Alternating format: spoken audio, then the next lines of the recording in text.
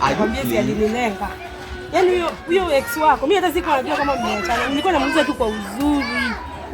Aliniongelesha vibaya akanitusi. Na mimi kuzo, hii mta yote mzima nilikwambia, wachana na watu nilitema kitambo. Wewe ukitama matapiko unaweza rudi kulamba. Mimi sikuwa najua. Na nini nilikusumbua unajitoa hapo unajipeleka uende kumtafuta? Alinitusi. Alinitusi hadi sijui kuvaa. Unaona kama nimeng'ara. Wanako tu. Ona nione. Wanako tu kwenye mikomo yangu. Wewe mambo hii. Sio mimi kumfariji. Wewe mambo hii.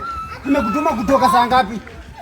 Kwani mbogo unaendea masaa ngapi? Nimekutuma uende ukatiwe mbogo. Kwani umekuja ukatiwe? Hapana. Mimi kuna hao kuja ukatiwe mbogo urudi kwa nyumba upige ugali. Kujanga polepole mambo mengine. Nikuja polepole nini wewe? Nikuja polepole nini? Wewe ni kazi yako. Nimekutuma ukatiwe mbogo mkuja ukatiwe. Nimekwambia wewe ni kazi yangu na mkosea heshima. Ni kazi yako? Yaani kuzo hii ndio maisha unaishi siku hizi.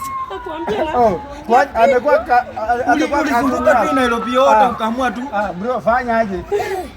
Karibuni kwa nyumba hata tukunywe chai. Kikombe cha chai hata nitakunywa kweli. Kama unaweza ongelesha hivi mbele yangu ongelesha kwa simu yangu na hii na hii.